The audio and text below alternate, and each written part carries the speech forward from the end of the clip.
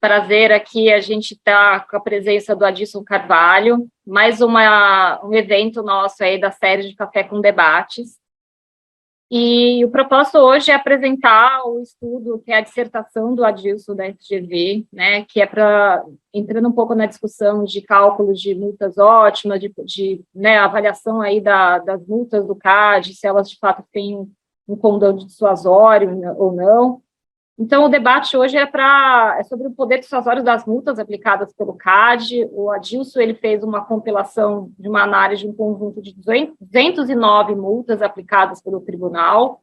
Isso corresponde a cerca de 153 processos administrativos entre 2012 a 2021. E o Adilson vai apresentar para nós aqui, com base nesses estudos, nessas compilações, uma comparação com parâmetros técnicos que estão oriundos da teoria econômica de multas ótimas, né? Então, acho que a ideia é tentar trazer aqui um pouco mais de elementos para o debate sobre a ação punitiva em relação a condutas de cartel.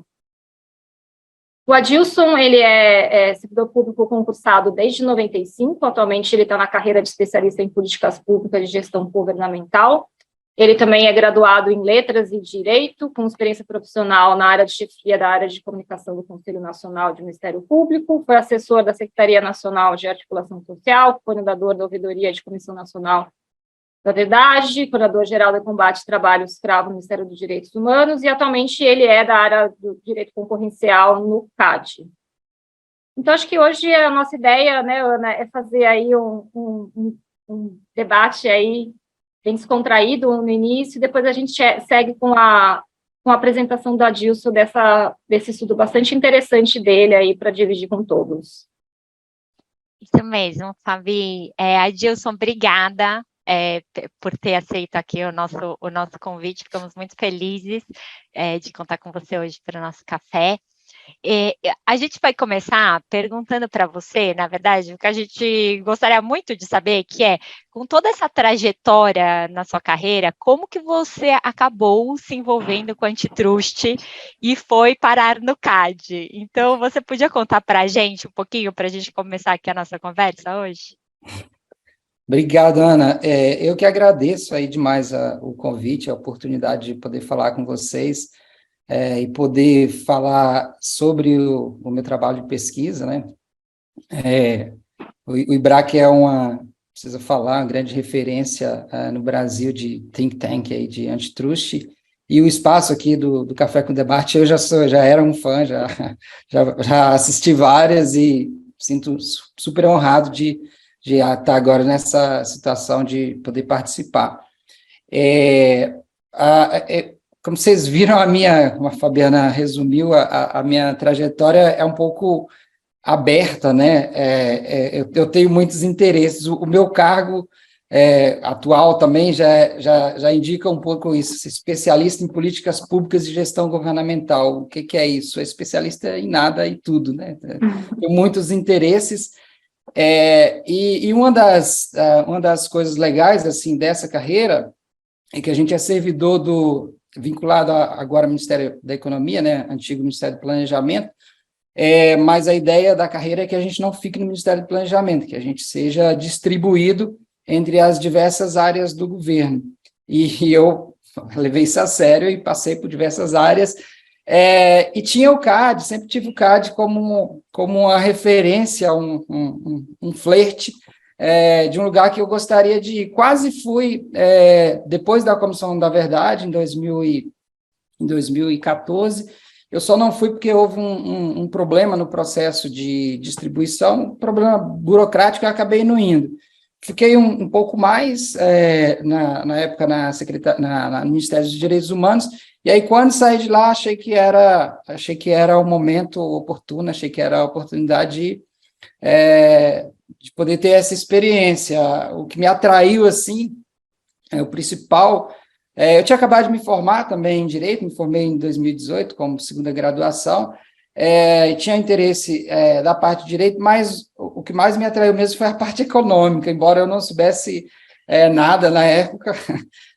Sofri muito nesse mestrado aqui de Economia, porque eu venho, meu background é de humanas, então, imagina, entender como fazer derivada, até hoje tenho pesadelos com isso. Mas sobrevivi, E foi isso, fui para o CAD por curiosidade, e também assim, o CAD sempre foi uma referência, né, de os temas tratados pelo CAD, a excelência do corpo técnico do CAD, então fui nessa curiosidade aí, fui feliz, achei legal, estou lá desde 2019. Não sei se você perguntou isso, mas lá eu trabalho especificamente, eu sou da Superintendência Geral, e especificamente na CGA 8, nunca mudei, estou na área de combate a cartel, principalmente cartel em licitação na nossa coordenação, mas nem sempre, a divisão hoje não é tão estanque assim, mas principalmente meu trabalho é combate a cartel e licitação. Legal, Adilson, muito bacana, de fato, essa trajetória tua aí, bastante diversa, né, acho que linkando aí com a sua especialidade em políticas públicas.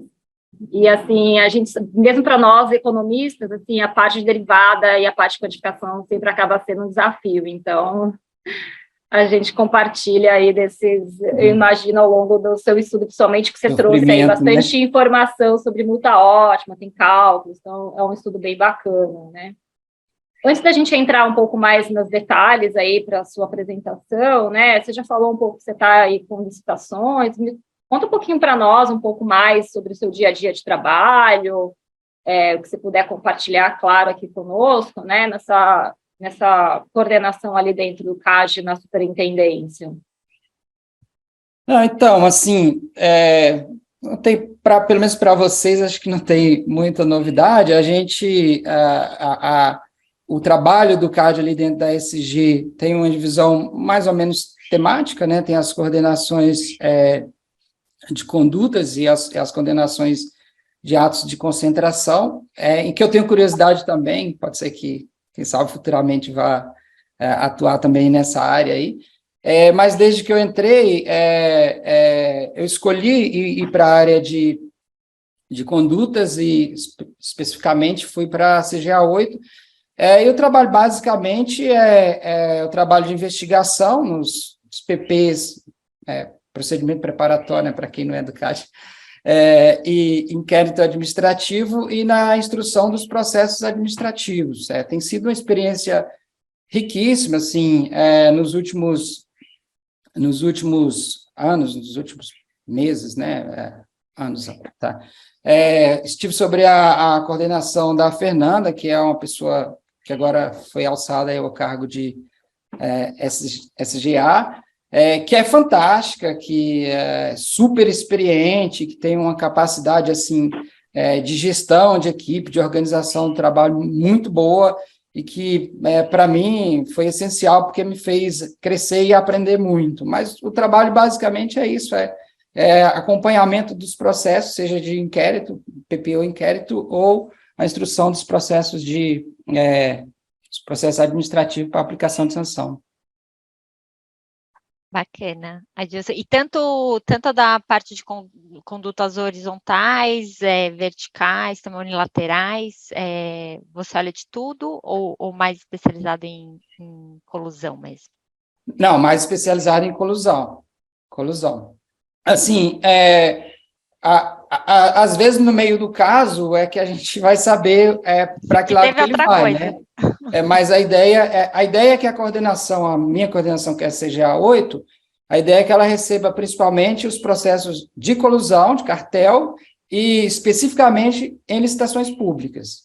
Acaba tendo outros casos, mas em geral são esses casos. Aliás, os casos que eu trabalhei são quase todos, até hoje são quase todos dentro dessa classificação. E imagino que tenha sido isso, talvez, que deu a ideia para o seu trabalho, não? Por isso, eu até queria passar agora para o nosso próximo tópico aqui, que é falar mesmo do seu trabalho, né? Como você teve essa ideia desse tema sobre o poder dissuasório das multas. Parece ter envolvido para mim, que dei uma olhada aqui antes, a Fabi também que analisou, parece ter envolvido, assim, uma pesquisa super extensa. Então, antes da gente discutir as conclusões do seu trabalho, a gente queria discutir um pouquinho com você, ouvir, na verdade, um pouquinho de você, como que você acabou decidindo por esse tema, né, e como foi o trabalho de pesquisa e de levantamento de todos esses dados, né? Porque deu para ver que você fez na unha quase todos os gráficos do trabalho, né? Puxado. Assim, eu tenho muito a agradecer ao CAD por várias coisas. Uma delas, assim, o CAD tem um programa fantástico de capacitações. E uma das coisas que me atraiu também de ir para o CAD foi essa boa vontade que o CAD tem em investir na formação do seu corpo técnico. E lá no CAD, aí eu tive, além do mestrado aqui, do mestrado da pós que eu estou concluindo na FGV, Direito Concorrencial, eu também participei, acho que foi no início da Covid, aí, no início da pandemia, de um treinamento na área de programação, e que me deu uma boa habilidade que eu não tinha, porque o meu histórico era de trabalhar com matérias de humanas e tal, de trabalhar com gráficos e de trabalhar com dados. Juntando tudo isso, o tema o cálculo de multas, da dosimetria de multas no CAD, é um tema que é muito vivo desde que eu estou lá, desde 2019, e depois, durante a pesquisa e durante acompanhando as discussões das sessões do tribunal, eu pude observar que é um tema que nunca deixou de ser fortemente debatido. Então, chegar até o tema foi um pouco por aí. Eu falei, eu poderia pesquisar, eu poderia desenvolver a minha pesquisa no mestrado sobre qualquer tema de economia, basicamente, era tema livre. Mas, primeiro, eu achei que seria interessante um pouco devolver para o CAD, porque parte do meu mestrado foi custeado, que é privado, foi custeado pelo CAD, então achei que seria interessante encontrar um tema que pudesse, de alguma maneira, colaborar com algum debate relevante do CAD. Então, a primeira coisa foi isso, pesquisar alguma coisa que tenha a ver com o CAD. Poderia ser outra coisa, vou pesquisar algo do CAD. E esse tema especificamente foi mais, assim, claro, a curiosidade de pesquisador e tal, mas um pouco pesando também essa relevância da contribuição. Não estou dizendo que a minha contribuição especificamente seja relevante, isso aí você está lendo, quem vai avaliar, mas, assim, esse tema eu identifiquei como um tema relevante. Então, a ideia de pensar, de contribuir, pelo menos minimamente, para esse debate foi isso. Olha, é um tema que os conselheiros estão debatendo, pelo menos desde 2016, e depois, quando eu mergulhei nos dados e mergulhei na leitura da literatura, me convenci mais ainda de que de fato, um tema super relevante. Muito bacana, muito bacana. Acho que estamos todos aqui apreensivos com a tua apresentação. Acho que a gente pode, né, colocar você aí para fazer essa apresentação e aí, na sequência, a gente segue aqui com algumas perguntas para você também. Pode ser, vamos lá. Eu vou compartilhar aqui, então. Tá, eu vou tentar ser o mais sucinto possível, né, para não tomar tanto tempo e para sobrar também algum tempo para que a gente possa discutir. Tentei elencar aqui os temas, os problemas principais aí da pesquisa e os resultados. Para não me perder aqui na caminhada aqui no processo, vou tentar seguir basicamente esse roteiro aí, iniciar delimitando aí qual é a minha pergunta de pesquisa, o que eu queria de fato investigar, algumas pinceladas aí sobre a teoria econômica dos delitos e das penas, que é o referencial teórico dentro dos temas econômicos que eu utilizo como base aí para fazer as reflexões. E daí depois a gente entra na discussão da base de dados que eu montei e algumas características gerais da base, e depois a gente vai para a aplicação dos modelos e os resultados que eu encontrei no processo. Bom, A ideia, então, é essa. O que eu queria saber, principalmente, dentro do âmbito dessa discussão sobre aplicação ou não de cálculo de vantagem auferida para o caso das multas do CAD, e olhando ali como que se dava a discussão, e esse argumento sempre que vinha à tona da necessidade de que as multas tivessem um caráter dissuasório em relação à conduta, então, quer dizer, que as multas tivessem o efeito prático de desincentivar os agentes a praticar a conduta, a minha ideia foi essa, perguntar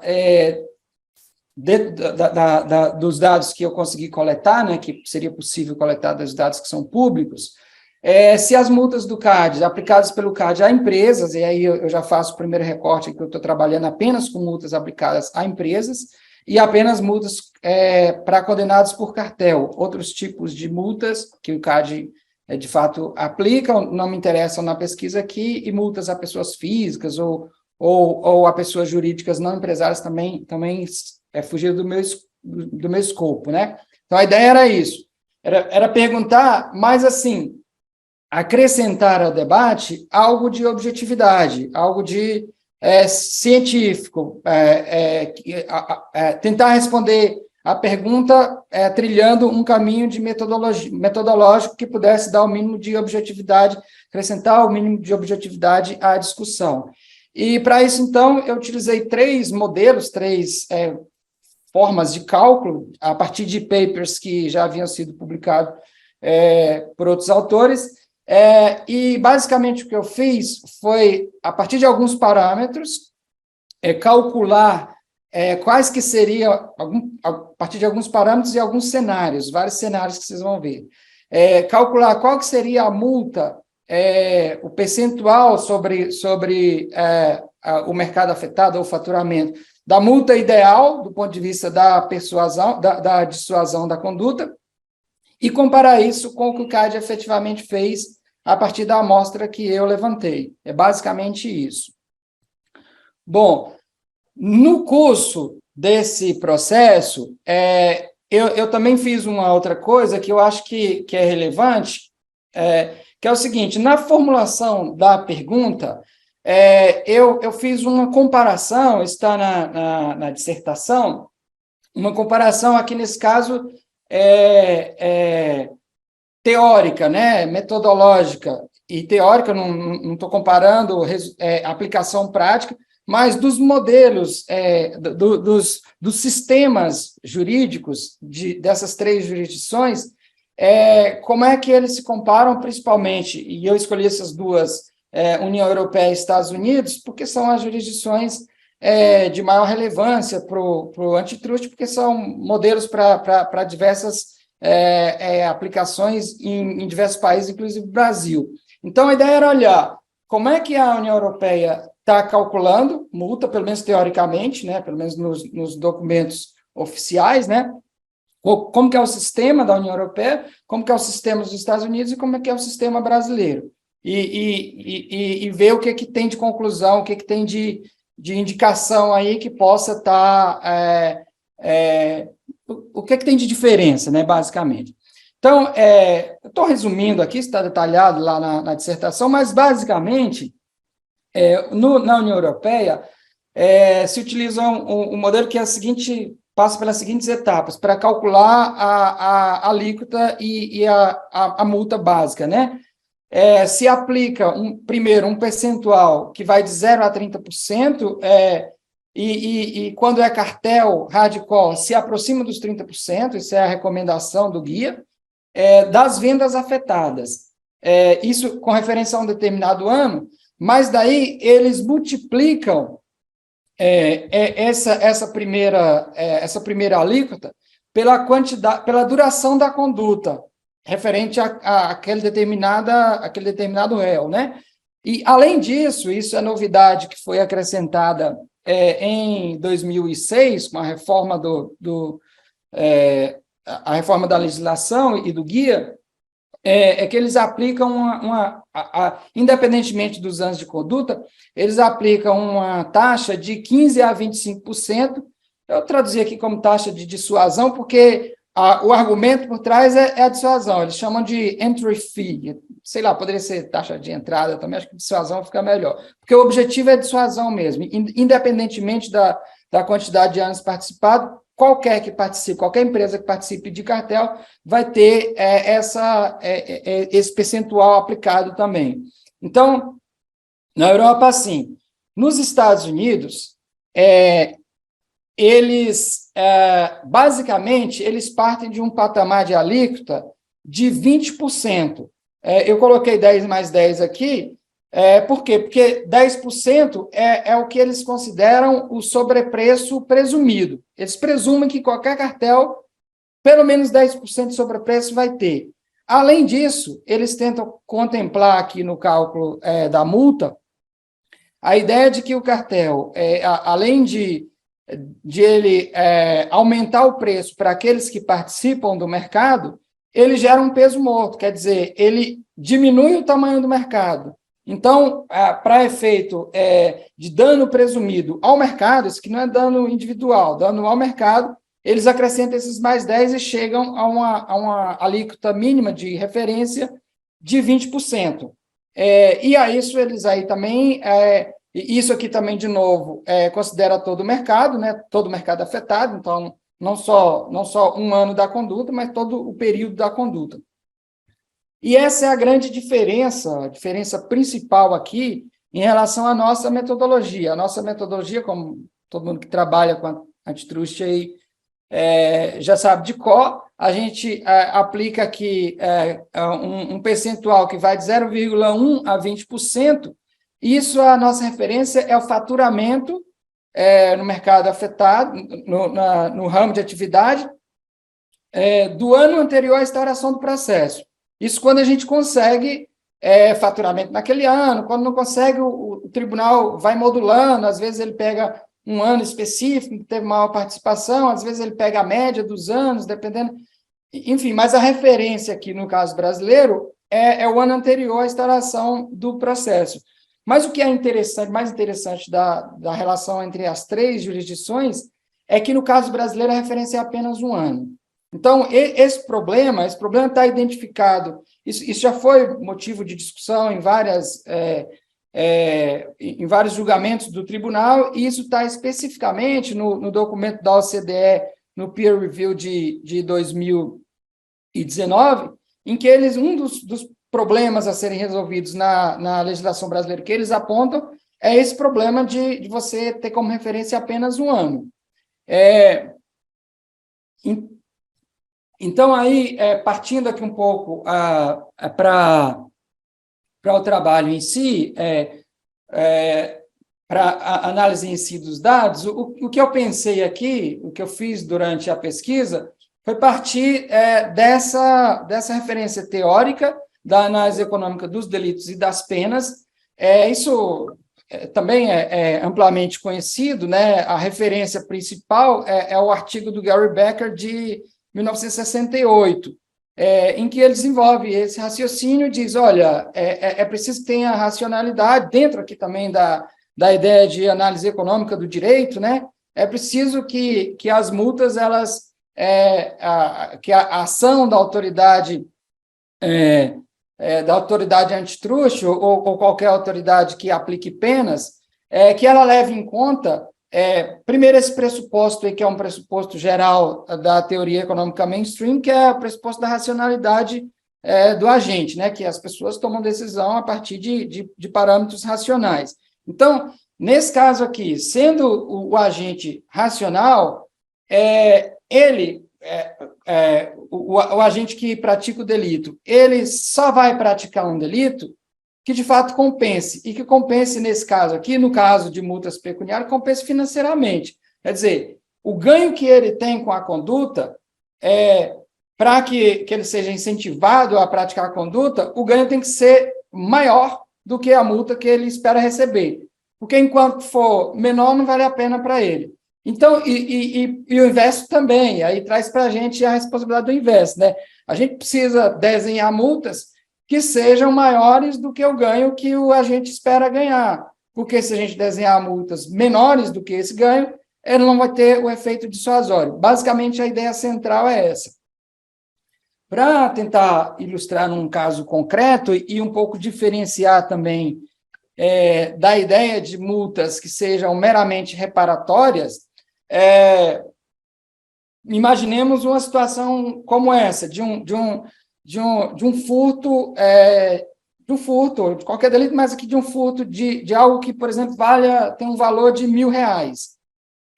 Se a gente tem uma multa, uma pena esperada para esse agente que seja apenas até esse limite de R$1.000, do ponto de vista econômico, do ponto de vista racional, sempre vai valer a pena para esse agente praticar esse delito, porque, no máximo, ele vai devolver o que ele retirou. Então, é preciso que a gente acrescente algo a mais, para que tenha efeito dissuasório.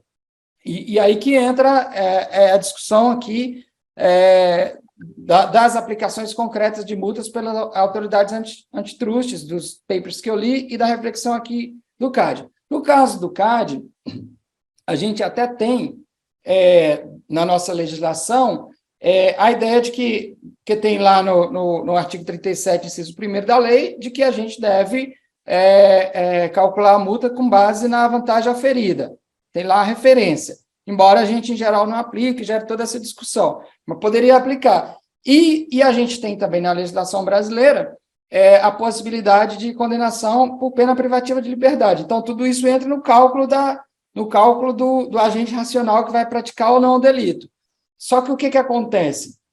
No caso, eu até tentei, não é o foco do meu trabalho aqui, mas eu perguntei para o CNJ, perguntei para o CNMP, perguntei para o Ministério Público Federal, perguntei para o CAD, e ninguém sabe me dizer, eu não tenho dados concretos assim, mas, a princípio, a gente tem pouca ou nenhuma condenação de privação de liberdade por crime de cartel. A gente tem muita condenação do CAD, na esfera civil aqui, administrativa, mas não tem na parte criminal. Enfim, não é o meu foco, mas acende o alerta de que a responsabilidade, nesse caso, da multa do CAD fica maior, porque você tem que atingir o mesmo efeito dissuasório com menos instrumentos.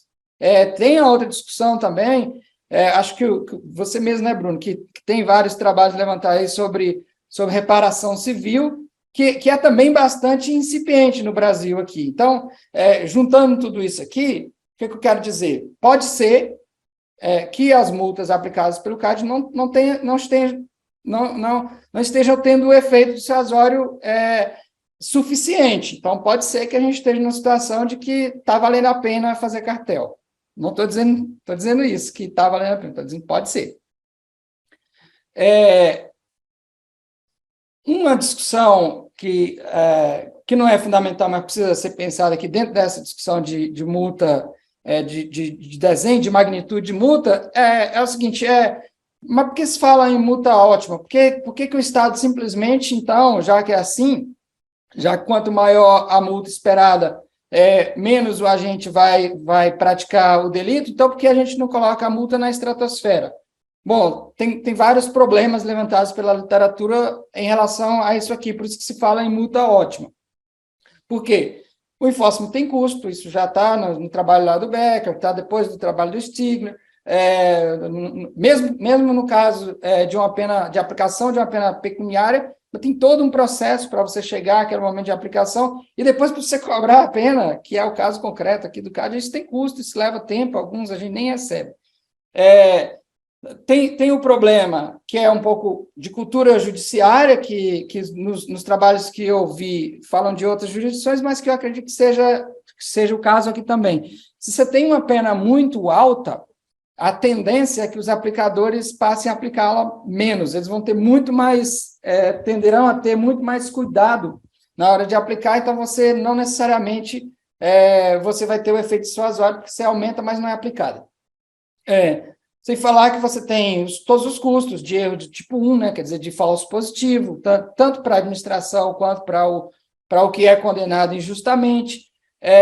E uma discussão praticamente de microeconomia, um argumento dentro dessa discussão de microeconomia que você não pode aumentar a multa até a dissuasão marginal, porque se você aumenta, basicamente na prática é o seguinte, Se tem um delito de uma gravidade baixa e você coloca para ele uma pena muito alta,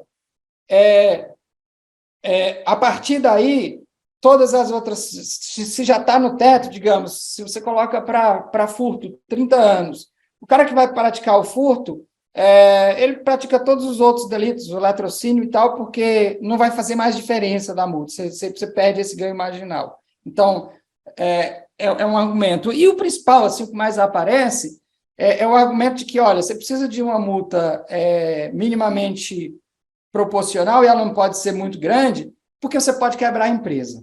É um argumento que tem razão de ser, embora na própria literatura sobre essa discussão se diz, olha, não necessariamente isso vai acontecer, porque primeiro que você não tem evidência empírica, e segundo que, em tese, se uma firma quebra e sai do mercado, não necessariamente isso é ruim para o mercado, porque outra firma vai entrar no lugar daquela com mais eficiência e tal. Enfim, mas são argumentos, e é por isso que se fala, por esses e outros argumentos, que se fala em multa ótima e não simplesmente uma multa sem limite de tamanho. Aqui, só para se ter uma ideia, embora assim na literatura, na pesquisa nacional aqui no Brasil, pelo menos eu não identifiquei, não tenha muitos trabalhos ainda voltados para esse tema de multa dissuasória ótima, tem o mais de maior referência, de maior relevância, é o trabalho da professora Fabiana, que não por acaso é frequentemente citado pelos conselheiros nas discussões quando se fala em magnitude de multas e multa ótima, no caso do CAD. Mas fora o trabalho da professora Fabiana, um outro trabalho que tangencia o tema, o Daniel Bozon trata de alguma coisa, a Flávia Chiquito, embora o olhar dela seja mais jurídico e tal, mas não tem muita coisa. Mas no exterior, essa literatura, esse ramo aí da pesquisa econômica, ele é bastante vasto, assim, encontrei muita coisa, esses textos são apenas os textos que eu usei diretamente na minha dissertação, mas tem muita produção sobre isso, está se pensando há muito tempo sobre esse problema. E, especificamente, sobre a discussão de sobrepreço em cartel, que é o ponto nevrálgico, é o ponto fundamental dessa discussão, que e da discussão dentro do CAD sobre vantagem auferida, que como é que você calcula ou como é que você estima aquilo que o cartelista ganha a mais em relação à situação em que não existisse o cartel. E a conjugação desses verbos nesse tempo já já indica o problema, o grande problema nesse caso, e a grande discussão, é que você não tem a situação but for, você não tem a situação contrafactual. Então, você não sabe, é difícil calcular o sobrepreço, isso é o argumento, porque você não sabe como que seria o mercado sem aquela situação de cartel. Ok, mas isso tem uma literatura muito vasta sobre isso, tanto com dados empíricos, de diversas situações, de jurisdições específicas, de tempos específicos, de mercados específicos, quanto do ponto de vista teórico. Então, a gente tem muita produção, a referência, uma das referências mais citadas é o professor John Connor, que tem, inclusive, uma base de dados, não sei se você conhece, Fabiana, que de cartéis em todo o mundo, tem dados brasileiros lá, enfim, a base é enorme, e ele já produziu diversos trabalhos, especificamente sobre essa discussão de sobrepreço, então não falta referência, assim, e basicamente, assim, de todos esses trabalhos, assim, se chega a uma conclusão, e talvez por isso os Estados Unidos tenham adotado lá o patamar de 20%, é que pelo menos 23%, que é isso que eu vou adotar aqui em algumas simulações, que pelo menos 23% em média, porque essas médias também mudam, porque se é internacional é mais, nacional é menos e tal, dependendo do período, dependendo do mercado, mas em média, a média geral aqui, de pelo menos uma referência de pelo menos 23% que seria o sobrepreço. Então, botei aqui só para mostrar que está na dissertação, né, que tem muito trabalho sobre isso aqui, que a falta de referência não pode ser uma desculpa para a gente não discutir esse tema, não.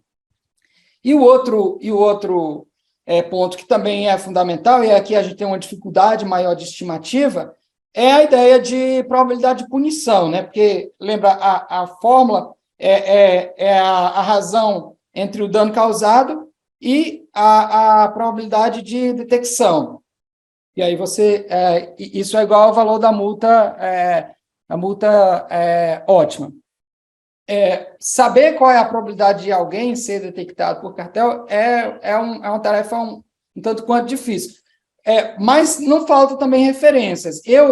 Tem vários trabalhos também nessa área. Eu vou utilizar especificamente, na maioria das simulações, essa referência aqui da OCDE, desse trabalho de 2003, que estima uma probabilidade entre 14% e 17%. Eu vou pegar nos cenários, para ficar mais conservador, uma probabilidade aqui de detecção e condenação de 17%.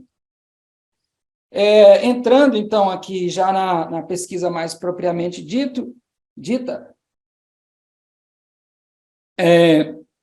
já falei isso, né, mas só delimitando, eu vou trabalhar apenas com multas pecuniárias à empresa, não me interessa as multas a pessoas jurídicas como associações, sindicatos e tal, e não me interessa também as multas aplicadas às pessoas físicas, principalmente porque elas são derivações da multa aplicada à empresa. Então, sabendo a magnitude aqui, a proporção das multas aplicadas à empresa, eu tenho o caminho para a resposta da minha pergunta sem a necessidade de analisar em específico as multas aplicadas às pessoas físicas. E também apenas condenações por cartéis, conduta unilateral, não me interessa e tal, e outras penalidades aí, processuais também não é do meu interesse aqui na pesquisa. Entrando já um pouco aqui na base de dados, foi isso aí. Eu peguei os dados, que são dados públicos, né, divulgados pelo CAD, principalmente lá no CAD em números, mas também nos próprios processos, né, os processos abertos, no SEI, eles têm dados que qualquer um pode pesquisar, então a base, basicamente, foi isso aí, respondendo agora a sua pergunta, Ana, deu um trabalhão esse negócio aí de juntar esses dados, no início tinha várias inconsistências e tal, mas foi isso, basicamente eu fiquei eu tirei multas outras, tirei outros dados que não seja cartel, e fiquei basicamente aí com 2.547 decisões em processos administrativos de cartel. Desses 2.547 decisões, eu observei isso aí em processos instaurados de 1999 a 2019. Então, assim, essa base aqui, a primeira olhada, ela cobre praticamente tudo que o CAD produziu desde que CAD é CAD, né? E processos que são julgados também de 2012 a 2019. O período fica menor porque é só cartel, ele vai afunilando. E aí eu tirei dessa relação aí de 2.547 casos e 1.073 condenações, porque só me interessava as condenações, esse percentual aqui, que eu chamei aqui de taxa de condenação, que é basicamente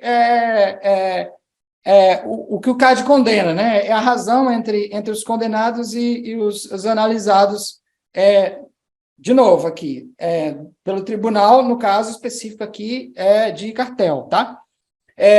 Como só me interessava as pessoas jurídicas, a minha base caiu para 626 condenações, né? Como das pessoas jurídicas também só me interessava as empresas, não me interessa a associação, sindicato, cooperativa, tal, eu fiquei com 438 dados, 438 condenações. Essa base aqui, eu tenho informação sobre o período da conduta, eu tenho informação sobre o mercado, eu tenho informação quem foi o condenado, quem foi o conselheiro, tal, e principalmente eu tenho informação do valor da multa aplicada. Bom, eu tenho aqui 438 multas, mas eu não tinha informação sobre as alíquotas aplicadas a esses condenados.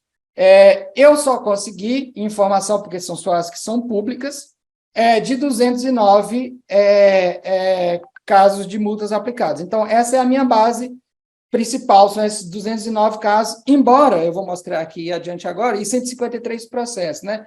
Eu vou mostrar que, assim, foi interessante ter essas 478, porque daí eu pude ter um panorama um pouco interessante aí de ver em relação às multas do CAD. Em gráfico... Posso te fazer uma perguntinha rapidinha aqui no meio Pode. dessa apresentação, né? Desses 209 que você conseguiu compilar, de fato, você teve dificuldade porque não tinha informação, elas estavam ali muito dispersas, eram confidenciais, mas você não conseguia resgatar tudo que você precisava para o seu estudo? Não, basicamente, não tinha informação. Ou ela era, ou o conselheiro dizia que não ia, dizia explicitamente que não ia porque era confidencial, ou o conselheiro simplesmente não falava. Você tem lá, ele não falou nada, mas não aparece o número. Tem outras que estavam em OFI também, eu não traduzi, eu não converti algumas, deixei para lá, então, enfim, essas aqui são as que, eu não lembro agora não lembro se eu converti todas que estavam em FI, ou eu deixei algumas, ou eu não converti nenhuma, não me lembro. Mas o que eu sei é o seguinte, essas 209 são aqui com valores de multa em real, é isso. E algumas, ou o conselheiro ou não estava lá, ou ele explicitamente falou, não vou divulgar, ou ele não fala nada, mas o valor não está lá. É isso. Adilson, posso aproveitar e fazer uma pergunta também sobre esses dados? Pode. A taxa de condenação me pareceu mais baixa do que eu imaginaria que normalmente, assim, né? Não sei se a gente que é advogado está um pouco enviesado a achar que sempre, né, pende mais para condenação, mas aí a minha dúvida era, desses casos, eles envolvem só processos administrativos, né, e aí processos administrativos que, obviamente, mesmo quando tem arquivamento, tem que subir para o tribunal, ou outros tipos de condutas também preliminares, quando a gente fala de casos? Não, só quando foi para o tribunal mesmo. Só processo, só tribunal. Só PA. Só PA tribunal. Tá. Obrigada. E aí, gente, aqui, dando uma olhadela mais geral aqui sobre o padrão, aqui então, o que se observa, né? Tem uma multa, tem um ano, que é o ano 2014, que foge totalmente da curva, e um processo que foge totalmente da curva, que é o cartel do cimento. O cartel do cimento teve a aplicação de multa de 3,2 bilhões. Isso é totalmente fora do padrão. Então, ele acaba mexendo na média, dá uma média aqui de 12 milhões, a média da multa aplicada pelo CAD. Mas quando você olha a mediana, é um décimo disso, é 1,2 milhões, porque esse valor aqui distorce. Mas, assim, ranqueando essas multas, você observa que, embora tenha esses valores altos, que são poucos, 95,6% das multas são abaixo de 50 milhões. E sendo que quase metade delas são abaixo de 1 milhão. Isso são os dados dessa amostra, tá? Eu não estou dizendo aqui que são as multas do CAD geral, embora a amostra seja significativa, porque se tem uma amostra... bom, podemos discutir a aleatoriedade aí, não sei se teve algum critério para mostrar ou não mostrar a multa, né? Mas se foi aleatório, então você tem metade do universo, né? Então é uma amostra bastante significativa. Então, não sei como seria, teria que o CAD talvez olhar e tal, fazer um estudo parecido e olhar como que seria no universo total. Mas na amostra é isso aqui. E aí a média de alíquota é de 14,3, com mediana de 15. Não diz muita coisa que a gente observa. A alíquota está perto do teto. O teto é 20, a alíquota está 15. Mas isso pode não dizer muita coisa, porque tem esse problema de não levar em conta todo ano, todo o período da conduta, o CAD não leva em conta todo o período da conduta, e nem sempre é o ano anterior à instauração também. Então, assim, olhar com cuidado para esse número aí, mas, de qualquer maneira, é a referência que a gente tem, é a referência que eu tenho da base. Eu fiz um cálculo, uma estimativa, do que seria a alíquota se levasse em conta todo o período da conduta. Eu tenho por engenharia reversa, né? Eu tenho o valor da multa, eu tenho o valor da alíquota. Então, a partir disso, eu tenho a base de cálculo. como eu tenho a base de cálculo, e eu tenho o valor da multa, eu aplico, eu pego, e eu tenho o período também das condutas, o período das condutas, eu multiplico isso pelo período da conduta, e aí eu chego a esse valor aqui, de 7,7 de média de alíquota. Então, por esse cálculo, né? Eu estou dizendo para vocês qual foi a Você fez uma ponderação aqui, né, para tentar fazer um equivalente ali. Para tentar fazer algum tipo de comparação, né? Então, basicamente é isso aí. Se fosse levar em conta todo o período, e nessa forma que eu estou adotando aqui, a gente teria aí uma alíquota média de 7,7 e mediana de 2,4. Aí eu vou usar esse 7,7 para fazer algumas comparações. Bom, aí já vou entrar na aplicação dos modelos e nos resultados, mas antes só chamar a atenção para isso aqui. Essas três variáveis, ou melhor, as duas primeiras, aí, o sobrepreço e a probabilidade de detecção, são fundamentais aqui e têm impacto direto no resultado que você vai ter de alíquota ótima. Por quê? Porque o sobrepreço teoricamente, é a diferença entre o preço que o cartelista praticou e aquele que seria praticado se não houvesse cartel. Basicamente, é isso aí. E a referência tem todos aqueles estudos que eu falei, eu estou utilizando, na maioria das simulações, alguns 10% para pegar o americano e outros 23%, que é a referência do Connor. Mas é uma estimativa. Quer dizer, se você estimar isso, se você tiver uma situação em que o sobrepreço seja maior ou menor, obviamente a multa ótima vai mudar. Então, isso aqui é estimativa. A probabilidade de detecção, a mesma coisa, né? Essa discussão sobre qual é a probabilidade de alguém que está fazendo cartel ser descoberto e condenado. A maioria dos textos, eles utilizam essas duas variáveis juntas. Chama de alfa aqui, a probabilidade de condenação, que é as duas coisas, de você ser descoberto e ser depois condenado. Mas isso pode ser diferente, porque você pode ser descoberto e não ser condenado, por uma série de razões. Então, em algumas simulações, eu vou utilizar essa variável beta aqui também, que eu chamar de probabilidade de condenação, aquela lei de detecção, essa de condenação, que você pode ser detectado, mas você pode não ser condenado. Então, você multiplica um pelo outro, aí você teria o que eu chamo ali de probabilidade de punição. Aí você a probabilidade geral de ser detectado e punido. Então, essas duas variáveis são fundamentais porque cada cenário vai mudar de acordo com o que se muda em uma dessas variáveis aí ou nas duas. Bom, o primeiro modelo, que é o do Emmanuel Combe de 2006, ele praticamente aplica literalmente a fórmula lá do Gary Becker de dividir o dano causado ou a vantagem oferida, se quiser usar os termos aqui do CAD, pela probabilidade de detecção.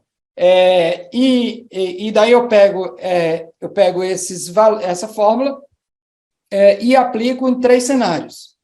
Esse primeiro cenário aqui é um cenário extremo. Extremo por quê? Porque eu estou pegando a probabilidade da OCDE e estou multiplicando por aquela taxa de condenação do CAD. Então, eu vou ter aqui uma probabilidade de punição baixíssima.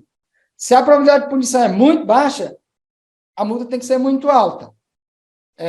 Então, aí ele vai dar como resultado isso aqui, que para ter uma multa efetiva ótima, como percentual do mercado afetado total, considerando todos os anos, você teria que ter uma multa de 1,7 vezes o faturamento, aquilo lá, 127%. Ou, se você pegar apenas um ano, que é o que o CAD faz, você precisaria ter 773%, ou quase 8 vezes o faturamento de um ano.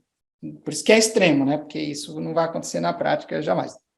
Mas, teoricamente, é isso. Se você pegar aqueles números ali e aplicar, seria isso daqui.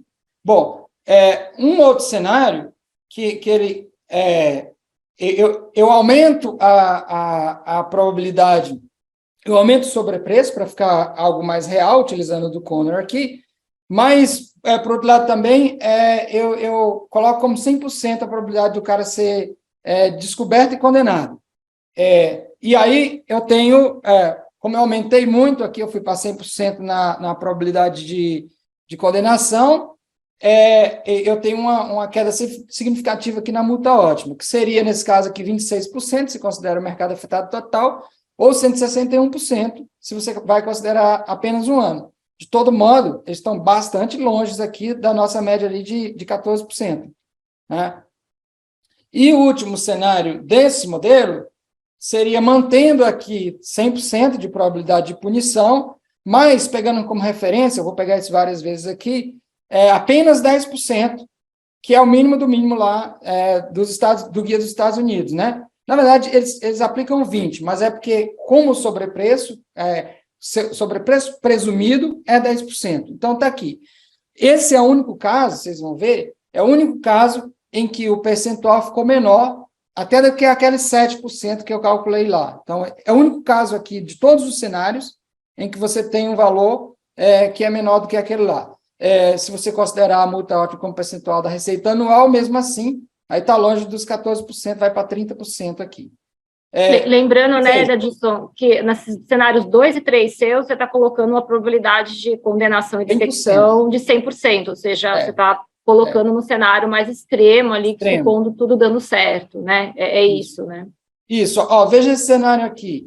Você pressupõe que o carteirista vai ter apenas 10% de sobrepreço, que é uma pressuposição bastante generosa, se você considera lá que a média do Conra é 23% e tal, e dependendo do mercado e tal. Mas beleza, 10% é apenas o que ele vai ganhar, a mais por praticar o cartel. E que a probabilidade de que a gente vai identificar ele é 100%, e identificando 100% de condenação.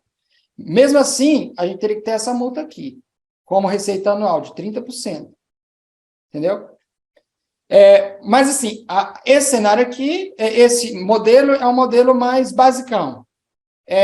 A gente pode sofisticar, e foi isso que eu fiz, eu trabalhei com 3 para ir aumentando a abrangência da complexidade das situações para tentar se aproximar de algo mais real.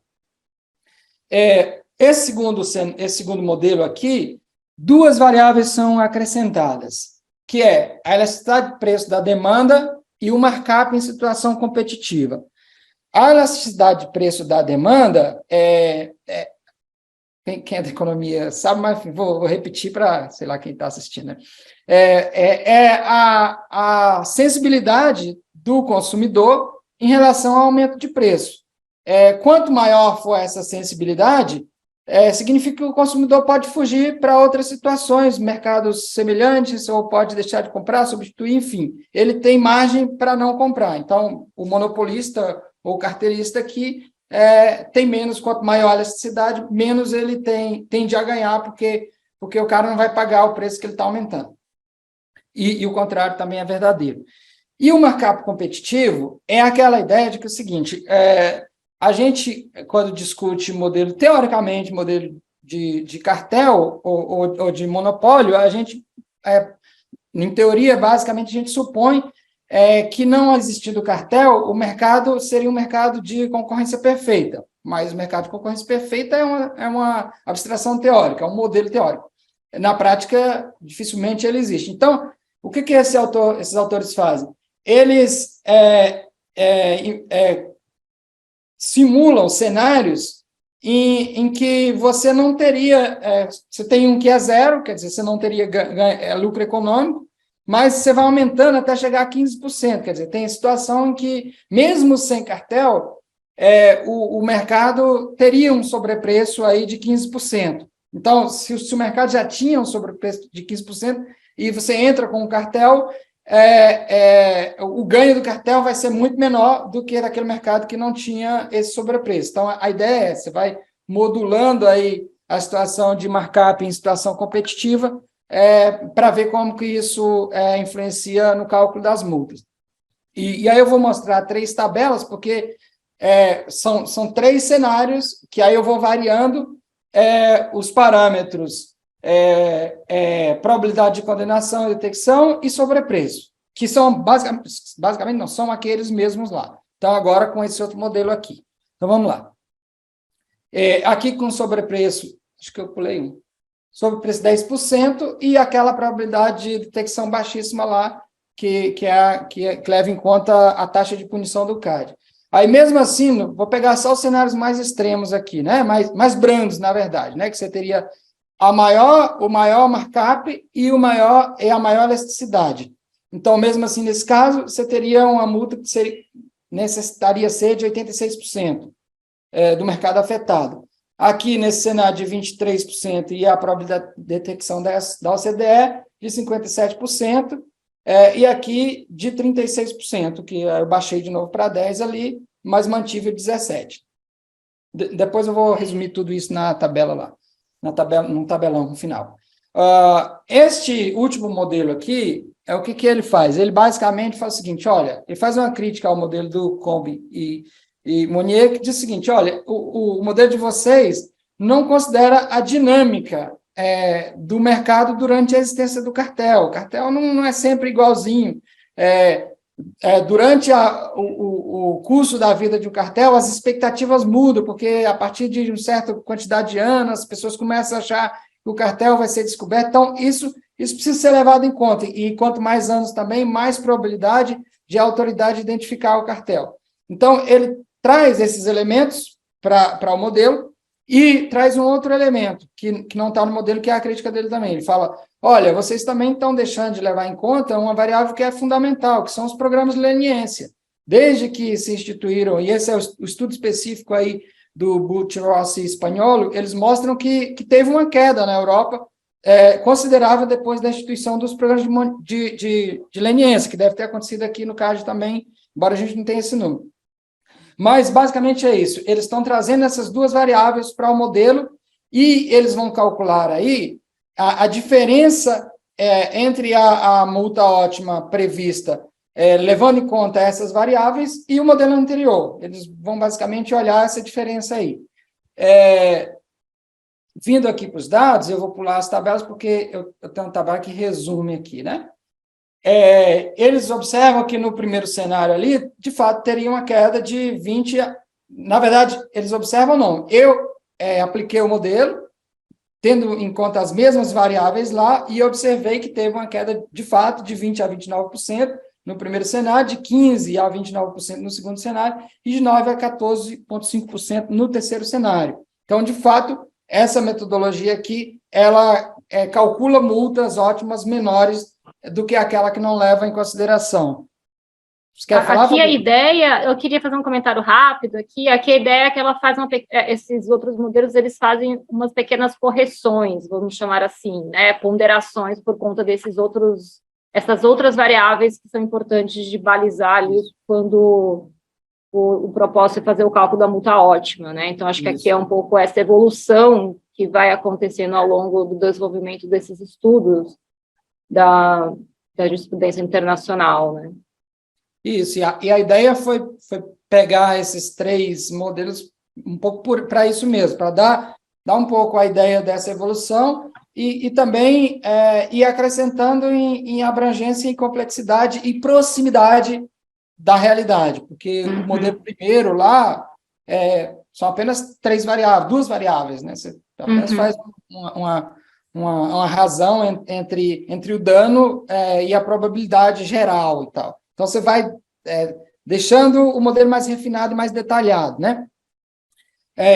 O que se observa aqui, na verdade, é que, mesmo assim, você ainda tem, aqui nas tabelas, você diminuiu bastante, que você tem 26%, mas você ainda tem multas previstas para ser dissuasiva bastante maiores do que as referências que a gente tem aqui no CAD. Aqui, essa tabela, ela resume tudo isso aí, né? Todos esses modelos, cenários, e não todos os cenários, porque eu peguei os cenários mais extremos desses últimos dois modelos, mas em vermelho aqui a gente tem basicamente todas os percentuais de multas ótimas que deveriam ser aplicados em cada um desses casos, considerando esse conjunto de parâmetros. E aqui em amarelo a gente tem aquele caso, que é o único caso em que a gente tem uma previsão que seria menor do que a que o CAD efetivamente aplica, levando em consideração aquele cálculo estimado de alíquota levando em consideração todo o período da conduta, né, naquele cálculo estimado que eu fiz. Ainda assim, a gente está aqui, chama atenção de novo, é um cenário totalmente irreal, em que você teria uma probabilidade de condenação de 100% e um sobrepreço de apenas 10%. Eu já estou finalizando, então. A pesquisa foi isso, assim, os resultados são esses, isso está detalhado, né, no texto, quem quiser ler, eu posso botar o link aqui, depois está lá o texto depositado na FGV já. E basicamente, sim, as conclusões que chego é que, o que eu falei durante a apresentação, é um tema novo, é uma agenda de pesquisa nova aqui no Brasil, relativamente nova, né, então a gente precisa aprofundar mais, precisa de mais pesquisa, precisa ser interessante, talvez, o próprio CAD fazer essa pesquisa dentro do universo todo das multas, já que o CAD não tem restrição de acesso, né? Mas, assim, a conclusão é que as multas, de fato, comparando com esses parâmetros utilizados, elas são baixas e parece que esqueci de fazer esse disclaimer no início, mas nunca é tarde. Eu estou falando aqui, gente, como Adilson, servidor público e pesquisador. Eu não estou falando em nome do CAD, eu não estou falando como servidor do CAD. Tudo que eu falar aqui são opiniões minhas e responsabilidade minha, nada do CAD. Então, assim, nesse sentido, o que eu ia dizer antes de falar isso é que eu sinto que existe um certo sentimento dos conselheiros de que pode ser que as multas, de fato, estejam baixas. Tanto que a discussão não cessa, né? A discussão continua, por mais que... eu já vi artigos que já decretou o fim dessa discussão em vários momentos, mas, de fato, ela não acaba, pelo menos desde 2016, essa discussão está muito viva. Então, o que eu acho que de fato, pode ter um problema aí, a gente pode ser que o CAD esteja, de fato, aplicando multas mais baixas do que o necessário para a dissuasão da conduta, e seria interessante que essa pesquisa fosse aprofundada. Essa conclusão também a conclusão da OCDE no documento que eu referenciei, né, no peer review de 2019. Isso está contemplado na proposta de guia do CAD, que tá para consulta, né, a proposta de guia de dosimetria, ela sugere lá, na verdade, ela diz que é a referência para o que vem sendo feito pelo CAD, mas, na verdade, é uma grande sugestão em vários pontos, né, e um dos pontos é esse que ela sugere que seja levado em conta o tempo, todo o tempo da conduta, que eu acho que esse pode ser o fator fundamental que esteja causando essa discrepância que a gente identificou aqui. E o PL 9238, que foi aprovado, acho que no ano passado, na Câmara dos Deputados, ele também faz mudanças no texto da lei, na lei do CAD, para passar a contemplar todo o período da conduta. E uma outra mudança, que essa para outra discussão, mas que eu particularmente não gostei, que ela simplesmente retira a menção ao cálculo de vantagem oferida do texto. Enfim, essa é outra discussão mesmo, mas particularmente eu não acho uma boa solução. É isso. Desculpa cansá-los aí com tanto número de tabela aí.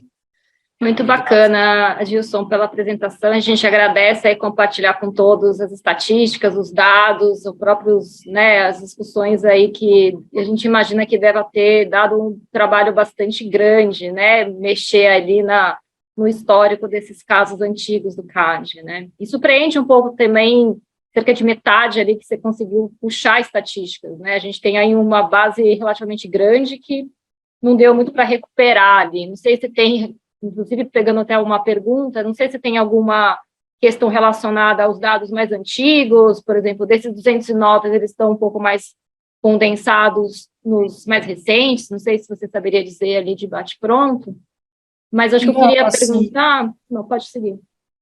Eu não identifiquei, não, Fabiana, assim, porque algumas dessas estatísticas eu fui em dados, está tudo lá no SEI, né?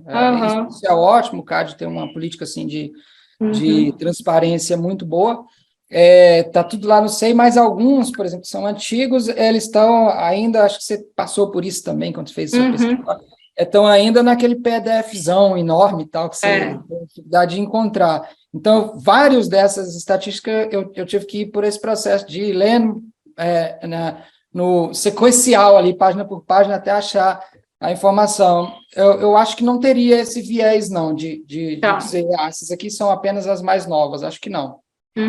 Legal. Desculpa, eu te interrompi, você ia perguntar outra coisa. Não, é só da sequência, assim, dadas essas conclusões, né, que pelos vários modelos, várias premissas, claro que os resultados dependem das combinações, né, de cenários, de modelo, dos percentuais aplicados, né, uns são mais conservadores, os outros menos, mas diante desses seus achados e da literatura, seja da OCDE, seja dos Estados Unidos, Europa, estou entendendo ali que os achados são similares, ou seja, as multas que estão sendo aplicadas, elas estão, né, do ponto de vista de cenários, estão abaixo do que deveria ser com relação a poder dissuasório. O que você tem para falar um pouco comparativamente com os achados do CAD vis-à-vis o que a literatura traz aí a respeito em outras jurisdições? Interessante, acho uma ótima pergunta, sim. O meu olhar empírico foi sobre os dados do CAD, principalmente, né? Mas aí no processo de revisão dessa literatura, eu li diversos papers que fazem essa pergunta, a mesma pergunta que estou fazendo aqui, fazem em relação à jurisdição europeia e dos Estados Unidos. E a maioria deles, mesmo lá, mesmo nessas jurisdições, aponta como... aponta na mesma direção, de que o processo de cálculo estaria subestimando o valor das multas lá também, né? O John Connor, ele tem até eu coloquei isso na dissertação, ele tem uma variável lá, um parâmetro, um indicador, que ele chama, acho que, de taxa de severidade, né? Que é basicamente aí quanto por cento mesmo, em média, que essas jurisdições aplicam em relação ao que foi ganho e tal. E ele, pelo que me lembro agora dos números, está na dissertação, né? Ele mostra que está aumentando, mas está aumentando devagar, e que seria em torno, que a Europa começou, os Estados Unidos começou um pouco maior, não tem da gente, claro, os Estados Unidos começou um pouco maior e a Europa melhorou e tem aumentado essa taxa, que teria em torno de 16% aí e tal. Mas basicamente é isso, você fala, olha, tá melhorando, mas ainda o geral é que, a leitura geral é que essas multas são, em geral, baixas.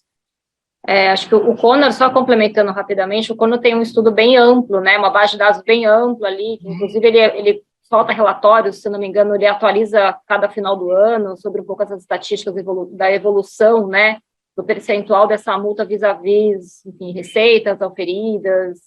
Então, ele tem umas estatísticas interessantes ali, até para fazer uma comparação com os achados aqui, né. Ele tem muita produção, muita produção. Ana, acho que eu sei se ela... Vivian, vou abrir, a Vivian está aí também, não sei se você quer fazer uma pergunta. Quer, Vivian? A gente abre para você. Depois, quem tiver perguntas, pode ficar à vontade para falar aqui ou para colocar no nosso Q&A. Temos algumas já, inclusive, mas Vivian, se quiser seguir, depois aí a gente repassa. A gente segue aqui, isso. Tá, queria dar bom dia para a Ana, para a Fabi, excelentes moderadoras aí, e também dizer que estou impressionada com o currículo do Adilson em relação à diversidade na área de humanas, né? Como é bom a gente conhecer a trajetória de um profissional tão competente no CAD, mas antes dele ingressar no CAD, achei surpreendente. Adilson, parabéns. E também, só tenho duas perguntas, mas vou focar numa mais importante que eu julgo, que é a questão da incidência de outros diplomas jurídicos na mesma infração de cartel e como ela conversa com esse under-enforcement que você detectou, aparentemente, né? Porque a gente sabe que a decisão do CAD ela tem uma força em relação à persecução administrativa em outras esferas, muitas vezes também importantes, e eu não sei se você considerou isso na sua variável. E então eu queria trazer isso para a discussão, ver o quão importante isso é, e como desdobramento mesmo da sua pesquisa. Viviane, obrigado, e obrigado pela referência também à minha trajetória. Eu sou um pouco viajante, né?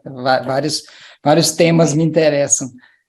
Sou velho também, já estou no serviço público há um bom tempo, então já deu tempo de rodar. Achei super interessante sua pergunta, mas não sei responder, assim, porque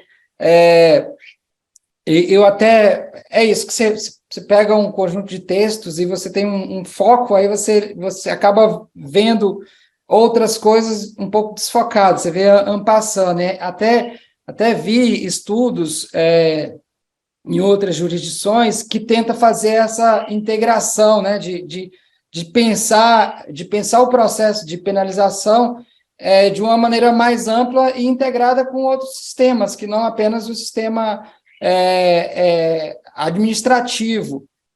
Eu me lembro, não me lembro agora quem exatamente fez, mas me lembro de ter lido um paper em que se chega a converter penas de prisão, ou expectativa de pena de prisão em número, para você colocar todos numa unidade só e você ter uma possibilidade de cálculo de efeito, de impacto do enforcement que seja mais abrangente. Mas nem me lembro agora quem, mas assim, não foi o meu foco e eu acabei tratando en passant esses temas. Eu olhei bem por alto mesmo, assim, o panorama da discussão sobre reparação civil, por exemplo, bem por alto aí o panorama sobre persecução penal de crime em cartel no Brasil, mas acabei não trazendo, pode até ser interessante para um aprofundamento da pesquisa, mas acabei não trazendo muita coisa aqui para o texto e nem para a discussão. Excelente, Adilson. Até vou antecipar aqui que eu conduzi uma pesquisa com o pessoal do escritório, super interessante, que talvez possa te ajudar. Eventualmente eu te passo aqui no paralelo, Adilson. A gente fez essa mesma pesquisa de dados em relação a cartéis em licitação, a partir da nova lei até a sessão do 100ª. Acho que está faltando uma só sessão para a gente atualizar, e o que a gente identificou foi um índice de mais de 88% em casos de condenação, que o CAD provoca essa discussão de uma persecução holística, né, para TCU, para CGU, para associações de consumidores, PROCON, no caso, Correios, né? Então, eu acho que vale, sim, a gente pensar sobre essa ótica holística, né, de persecução do cartel, sobre essa perspectiva da incidência de outros diplomas jurídicos. Mas isso aí a gente fala depois e no paralelo, se você também estiver interessado. Obrigada. Viviane, super tenho interesse, assim, quero ler aí o material, e acho que é isso, é uma tendência também, assim, foge um pouco, eu estou evitando falar, embora seja o café aqui e tal, mas eu estou evitando falar de coisas muito além do que eu tenho pesquisado e de outros interesses e percepções como cidadão e tal, e como servidor público também, mas acho que é uma tendência mesmo, assim, um problema e é uma tendência de você precisa, de fato, olhar o CAD e o processo sancionatório do CAD dentro de um sistema maior, isso é necessário. Eu acho que essa agenda, ela também está andando em outras esferas, a lei de improbidade e o debate interinstitucional e tal, para tentar ter, porque no fim das contas o sujeito às vezes é o mesmo ali, né? Não só para evitar o bis in idem, mas para que tem que ser evitado, porque, enfim, é direito, mas também para que você tenha mais efetividade nesses processos, que eles tenham uma sinergia e consiga, do ponto de vista de policy, de política pública, consiga funcionar de um modo melhor. Um tema super interessante, tenho super interesse, sim. E é uma discussão que provavelmente na Lava Jato aí, acho que muitos viram, né? Onde ficou mais óbvio, até pelo valor e envolvimento aí de TCU e tudo mais, como essas outras esferas são relevantes também, né? Mas acho que a gente pode passar aqui para o Q&A. Adilson, vou aqui na ordem. Sérgio Goldbaum, falando excelente apresentação. Ingrid Bandeira, do Azevedo 7, também te parabenizando pelo trabalho. Pergunta se você se deparou com valores de multas que tenham sido aplicadas pelo CAD, questionadas em juízo, portanto, sujeitas ao decurso do tempo até o CAD recebê-las. Em caso positivo, você sabe se o CAD recebeu o valor depositado em juízo no passado ou se o valor foi corrigido até a liberação do CAD? Olha, vamos lá. Se tiver mais aí, eu falo depois, porque eu vi que eu não tenho caneta aqui para anotar os nomes enquanto estou lembrando. O elogio do Sérgio Goldbaum não conta, porque ele é meu orientador. Super agradeço aí o Sérgio pela atenção aqui de novo e pelo trabalho essencial de orientação aí. Obrigado. Em relação à pergunta da Ingrid, né? Não, as multas que eu... Bom, eu não sei, na verdade, porque eu levantei os dados a partir dos dados públicos do SEI, e o CAD tem, Ingrid, um departamento específico que trata dessa parte de execução, que é a Procuradoria do CAD, né, a Procad. Então, obviamente, é um processo, o recebimento dessas multas, eu não vou falar porque eu não sou da Procad e tal, não sei os detalhes, não sei as estatísticas e tal, mas o que eu posso falar é que o processo de recebimento dessas multas não é automático, né? Obviamente, todas as decisões do CAD, elas são passíveis de serem contestadas em via judicial. Então, claro que tem casos, não sei quantificar, mas tem casos em que se discute judicialmente, tem casos também, deve ter casos em que há alguma dificuldade na esfera administrativa, no trabalho lá da Procad, de fazer a execução. Mas eu não saberia...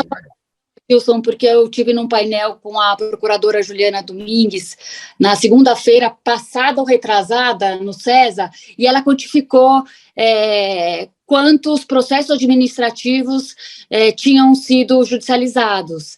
E é da ordem de 500, acho que desde sempre, sabe? Então, é um número bastante significativo. E eu acho que isso inclui cartel e não cartel. Achei super interessante essa pesquisa que ela conduziu. Legal. Mas, Ana, você quer seguir aqui com a última pergunta? Penúltima pergunta? Vamos. A gente tem o Felipe Bezerra, te parabenizando também, Adilson, pela pesquisa e apresentação. Obrigado, Felipe. Você poderia deixar um e-mail de contato para que, posteriormente, possamos trocar algumas ideias? Como que eu faço isso, Ana? Põe aqui no chat, ou vocês mandam, vocês têm aí, né? É adilsonsantanadecarvalho@gmail.com. Anotado, Felipe. É o nome completo, @gmail.com.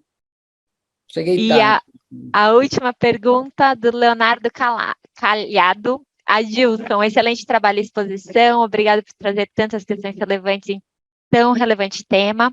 Uma só pergunta, as conclusões vão de encontro com a Lei 14.470, que é a lei que foi promulgada ontem, né, sobre double damages, né, aqui no Brasil, notadamente em relação ao artigo 47, parágrafo 1º, em ações de reparação civil por infrações à ordem econômica.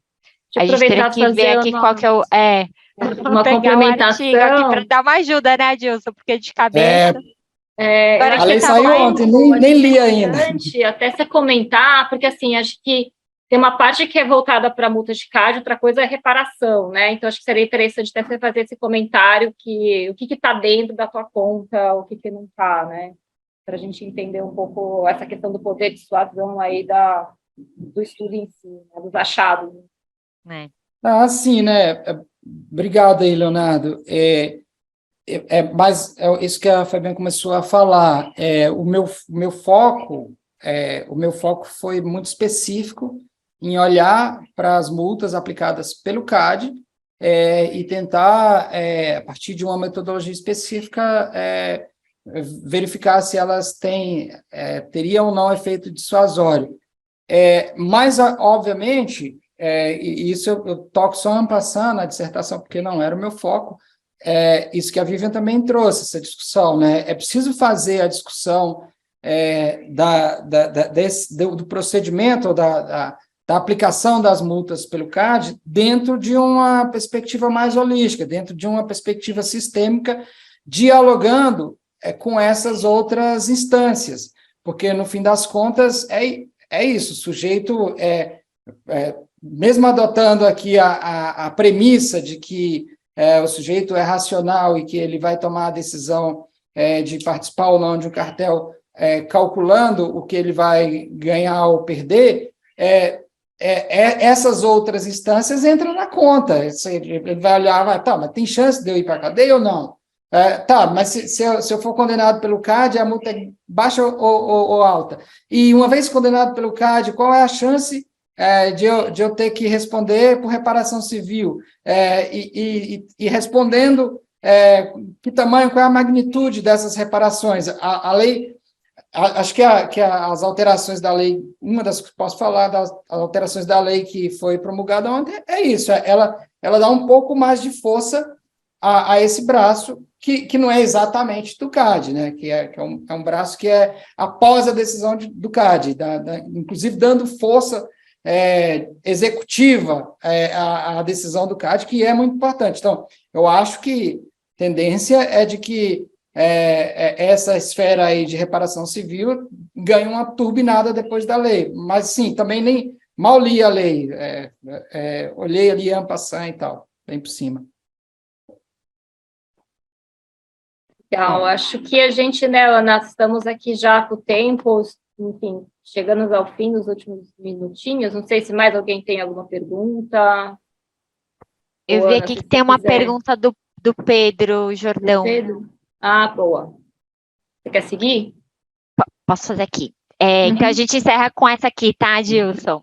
Apenas uma dúvida, também te parabenizando pelo trabalho, claro, apenas uma dúvida: nos casos analisados, por acaso você se deparou com casos em que houve o parcelamento das multas? Conheço somente o PA 08012, 0122, 2008, 16. Aí é sacanagem, né, Gilson? Julgado em 2021. E houve decisão de ofício do conselheiro para o parcelamento da multa em decorrência da situação econômica da empresa condenada. Só buscar na planilhinha do Adilson ali, vamos ver. Qual a sua opinião sobre eventuais parcelamentos de multas nos efeitos dissuasórios das sanções? Poderia o parcelamento ser uma tendência para o futuro? Como é que é o nome do moço? Pedro Jordão. Ô, Pedro, não sei, cara. Assim, eu não olhei isso na base, no olhar para a base, eu não olhei esse detalhe, se a multa tinha sido parcelada ou não, se tinha sido paga ou não. Eu parei no momento em que o CAD calcula e aplica a multa. Essa outra discussão aí, assim, não sei, cara. Não foi o que eu estudei, eu prefiro não opinar. Tá ótimo. Acho que com isso a gente pode encerrar, Gilson. Foi uma apresentação muito bacana. O que eu acho super interessante é que é um tema relevante, de fato, até para essa discussão acadêmica mesmo. Acho que tem vários pontos, como a gente até viu depois nos estudos que apontaram melhorias nos pontos iniciais, tem toda a evolução, né? Como a Vivian mencionou também, de o que está acontecendo, quais são outras possíveis sanções a serem consideradas, né? Então, coisas super interessantes que aqui no Brasil, você aí junto com a Fabi estão inaugurando, mas você foi num ponto interessantíssimo em que a gente está vendo agora, estava faltando mesmo literatura para iniciar a discussão aqui no Brasil. Então, parabéns, obrigada pelo seu tempo aqui para discutir esse assunto com a gente. Foi um prazer te receber no Café com Debate. É isso, a gente agradece mais uma vez. Fala, Fabi, desculpa. A gente agradece mais uma vez, acho que como a Ana comentou aqui, acho que é uma ótima pesquisa que traz, inclusive, né, uma amostra bem mais ampla que eu fiz uma parte da minha tese, né, um dos capítulos, eu trouxe um pouco essas considerações, mas sem dúvida você traz aí um compilado muito mais extenso, então acho que é muito bacana com relação a trazer isso para a discussão, para o debate, que é sempre importante trazer dados, estatísticas, né, para que a gente amadureça cada vez mais esse debate. E a gente agradece aí pela tua apresentação, pela tua participação e compartilhar conosco aí esses insights aí sobre o tema. E a gente nem abriu aqui para o Bruno. Bruno, quer falar alguma coisa também agora no encerramento? Não, só parabenizar pela apresentação e agradecer por falar para a gente, Adilson. Obrigado aí. Ótimo, pessoal. Só agradecer também, gente. Muito obrigado aí pelo convite. Foi bom discutir com vocês. E a pesquisa não conclui nada, assim, não estamos fechando nada, é o início da discussão. Fica à disposição também para, se quiserem trocar ideia depois, trocar textos e tal. Super agradeço. Valeu.